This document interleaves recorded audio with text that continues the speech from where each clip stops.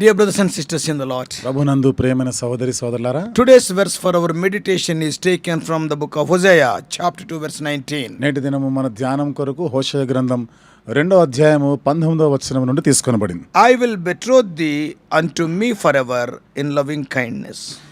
నీవు నిత్యము నాకుండునట్లుగా దయాదాక్షిణ్యములు చూపుట వలనను నిన్ను ప్రదానము చేసుకొందును. Today's promise is taken from the book of the minor prophet Hosea. ఈ దినము ఈ వాగ్దానం అనేది చిన్న ప్రవక్త అయిన హోషేయ గ్రంథంలో నుండి తీసుకొనబడింది. Though much is not known about his life history, తన జీవిత చరిత్ర గురించి ఎక్కువగా మనకు తెలియనప్పటికీ, but God used him as a prophet for more than 35 years. దేవుడు ఇతన్ని దాదాపు 35 సంవత్సరాలుగా ఎక్కువగానే ఒక ప్రవక్తగా వాడుకున్నాడు. He suffered much in his personal life because of his office as a prophet. తన వ్యక్తిగత జీవితంలో ఎన్నో శ్రమలు అనుభవించాడు. కారణం తను ప్రవక్త పరిచర్య చేస్తున్నందుకు. Often what these prophets did looks like quite strange. అనేక పర్యాయాలు ఈ ప్రవక్తలు ఏవైతే పనులు చేస్తున్నారో అవి మనకి చాలా వింతగా అనిపిస్తాయి. If we study the history, మీరు చరిత్రని చదివితే we understand that Isaiah, being a great prophet, walked in the streets dressed like a prisoner. యెషయా గొప్ప ప్రవక్త అయ్యుండి కూడా ఒక ఖైదీగా ఖైదీ వస్త్రాలని చెర వస్త్రాలను వేసుకొని వీధిలో నడిచినాడు. And the lamenting prophet Jeremiah carried a yoke on his shoulders for several weeks. విలపించేటువంటి ప్రవక్త అయిన ఇర్మియా ఏమో అనేక వారాల వరకు ఆయన కాడిని ఎత్తుకొని ఆ వీధిలో నడిచాడు. Similarly, prophet Ezekiel also had personal losses such as the death of his wife. అలాగే ప్రవక్త అయిన ఎహెజ్కేల్ కూడా అనేక రకాల శ్రమలు గుండా వెళ్ళాడు. వాటిలో తన భార్యను కోల్పోయాడు. తన భార్య మరణించింది. He was directed by God to share his painful experience as a sermon. తన బాధకరమైనటువంటి అనుభవాలని ఒక వర్తమానములాగా ఒక ప్రసంగంలాగా పంచుకోవాలని దేవుని చేత ఆయన నడిపించబడ్డాడు. Prophet Hosea was also like them. హోషేయ ప్రవక్త కూడా అలాంటి వాడే. Hosea was instructed to marry a prostitute. హోషేయ అయితే ఇక్కడ మరి ఒక వేశ్యని వివాహం చేసుకోవాలని చెప్పిన. Her name was Gomer. తన పేరు గోమెరు. And later she bore him 3 children. ఆ తర్వాత తాను 3 పిల్లలను కన్నది. After giving birth to 3 children, ఈ 3 పిల్లలను కన్న తర్వాత Gomer left Hosea and went after another man. గోమెరు హోషేయని విడిచిపెట్టి మరొక పురుషునితో పోయింది. Hosea had the most humiliating experience of buying back his own wife again. ఇక్కడ హోషేయ తన యొక్క భార్యను తిరిగి తన చెంతకు తీసుకొని వచ్చేదానికి ఎంతో కొనుక్కునే దాని కొరకై ఆయన ఎంతో అవమానపరచబడిన స్థితి గుండా వెళ్ళాడు. Why did these prophets suffer like that? ఈ ప్రవక్త ఎందుకు ఈ విధంగా బాధ అనుభవించాల్సి వచ్చింది? Remember, గుర్తుపెట్టుకోండి, as prophets of God, they became a part of God's message regarding what he was communicating to his people and identified themselves with God's burden. దేవుని యొక్క ప్రజలుగా, దేవుని యొక్క ప్రవక్తలుగా దేవుని యొక్క భారం, దేవుని ప్రజలలో ఏమై ఉందో, దేవుడు ఏది పంచుకోవాలనుకుంటున్నాడో వాళ్ళ గురించి చెప్పను ఉద్దేశించాడో వాటిలో వీరు ఒక భాగమై ఉండినారు. Before sharing the message, they experienced the message in their lives. ఆ వర్తమానాన్ని ప్రజలతో పంచుకునే దానికి ముందుగా వారి సొంత జీవితంలో వాటిని అనుభవించి వాళ్ళు చెప్తున్నారు. So that's why they are not bookish messages, they are practical messages. అందుకనే వారు అక్కడిక్కడ ఏదో చదివేసి చెప్పినట్టు కాదు, కానీ క్రియాపూర్వకమైనటువంటి వర్తమానాలు వాళ్ళే, అనుభవపూర్వకమైనటువంటి. In the book of Hosea and in many scriptural portions, హోషేయ గ్రంథంలోని అనేక లేఖన భాగాల్లో, in the book of Hosea, హోషేయ గ్రంథంలోను and in many other scriptural portions, ఇతర అనేక లేఖన భాగాల్లో idolatry was compared with adultery. విగ్రహారాధన వ్యభిచారముతో పోల్చబడింది. Whenever the people of God went after the idols of the heathen, దేవుని ప్రజలు ఎప్పుడెప్పుడైతే అన్య దేవతల వైపుగా విగ్రహారాధికులు అయిపోయినారు, when they left the living God Jehovah, జీవము గల దేవుడైన యెహోవా దేవుని విడిచిపెట్టి వెళ్ళిపోయినారు, God called it spiritual adultery. దేవుడు దానిని ఆత్మ సంబంధమైన వ్యభిచారముగా పరిగణించారు. This was a recurring problem with the Israelites, regular problem. ఇది ఇశ్రాయేలీయుల జీవితంలో తరచుగా జరుగుతున్న సమస్యనే. Not only after settling in the promised land, వాగ్దాన దేశంలో వారు స్థిరపరచబడిన తర్వాత మాత్రమే but కాకుండా also during their wilderness journey they practiced idolatry. అరణ్య యాత్రలో కూడా వాళ్ళు విగ్రహారాధికులుగా ఉండినారు. We all know what happened at Mount Sinai.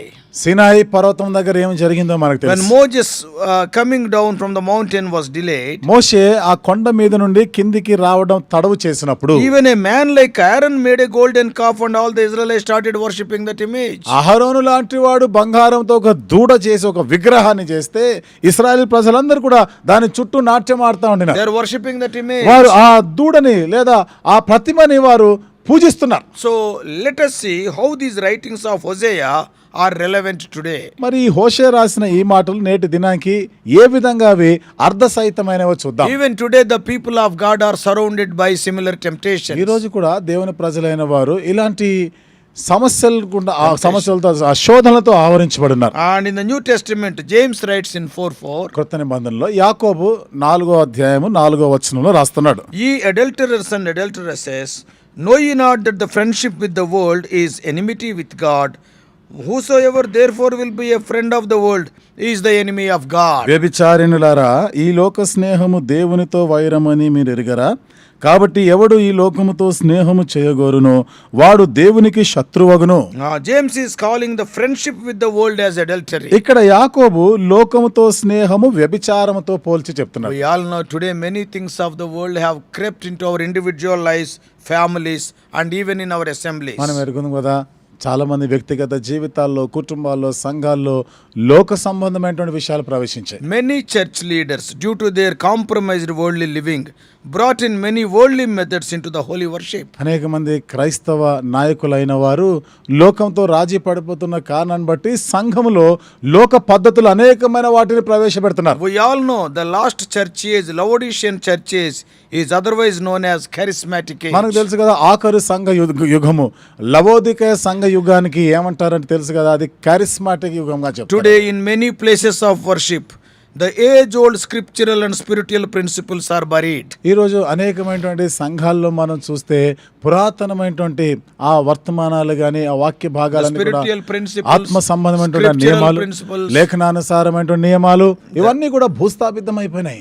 When the worldly methods creep into spiritual matters, ఎప్పుడైతే లోక సంబంధమైనటువంటి పద్ధతులు ఆత్మీయమైనటువంటి విషయాల్లోనికి చొరబడతాయో, then life cannot be seen but death will reign. అక్కడ జీవము కనబడదు, మరణం ఏలుతా ఉంటుంది. When King David adopted worldly methods in bringing the ark to Zion, ఎప్పుడైతే రాజైన దావీదు మందసమును సియోనుకి తీసుకొని రావడానికి లోక పద్ధతిని అవలంబించినాడు, we read that it resulted in Uzzah's death. మనం అక్కడ చదివితే దాని ఫలితము ఉజ్జా యొక్క మరణం వచ్చింది. As per the divine dictations, the ark is to be carried by Kohathites.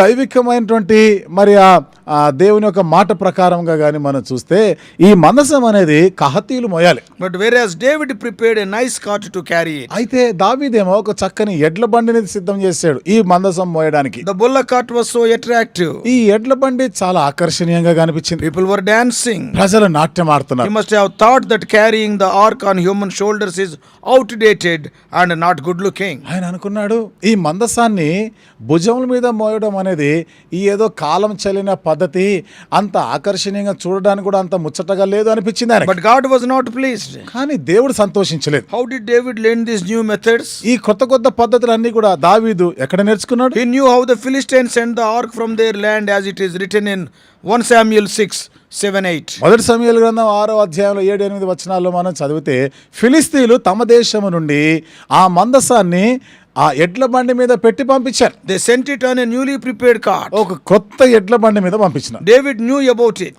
అది దావీదుకి తెలుసు and thought that it was more dignified to bring the ark in such a way.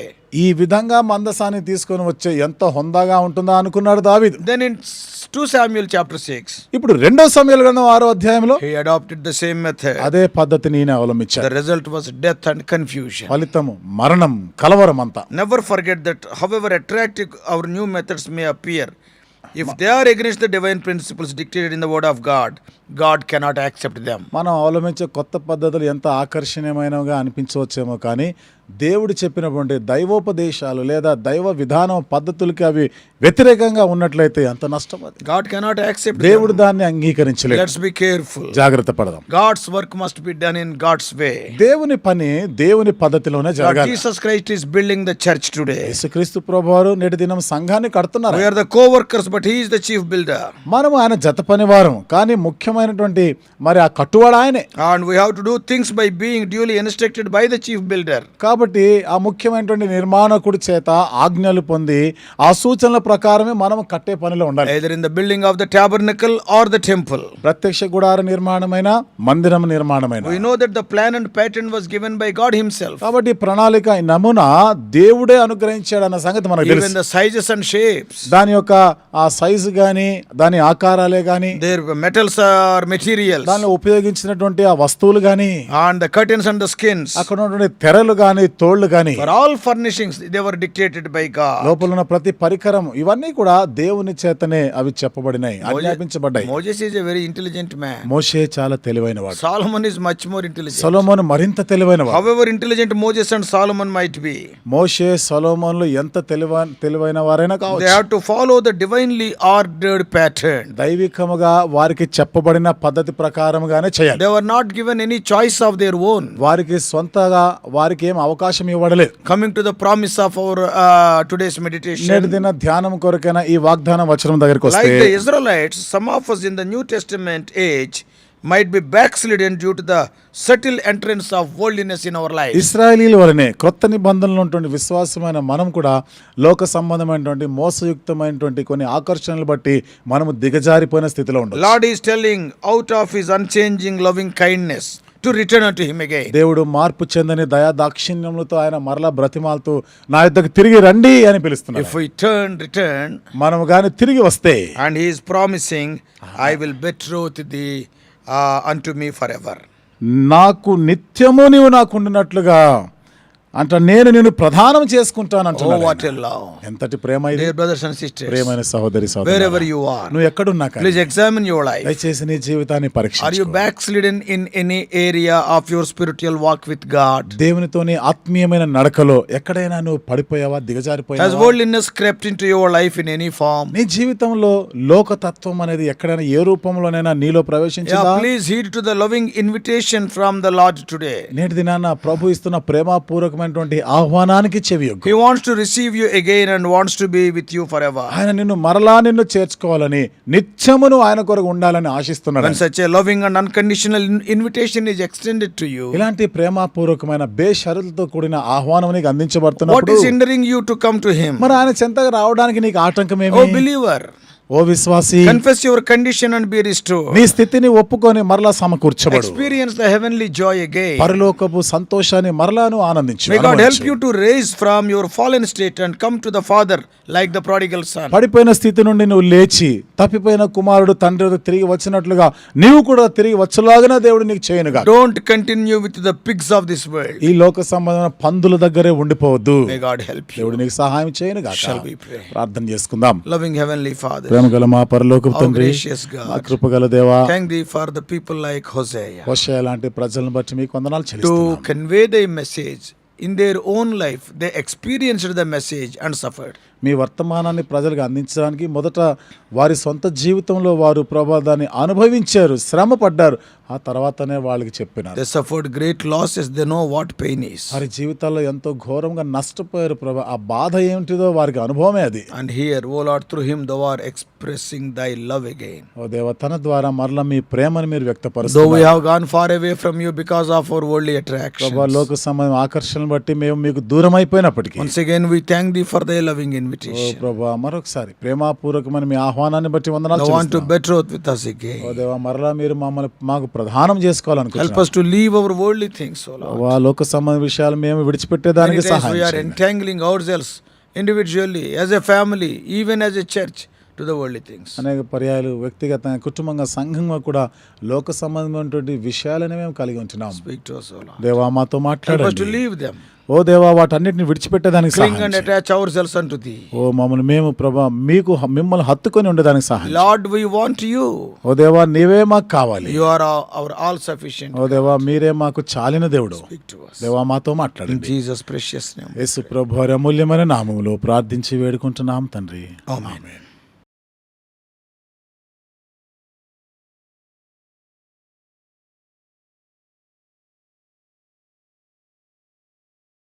God bless you all. Please subscribe for more spiritual messages on YouTube channel John Victor Hebron.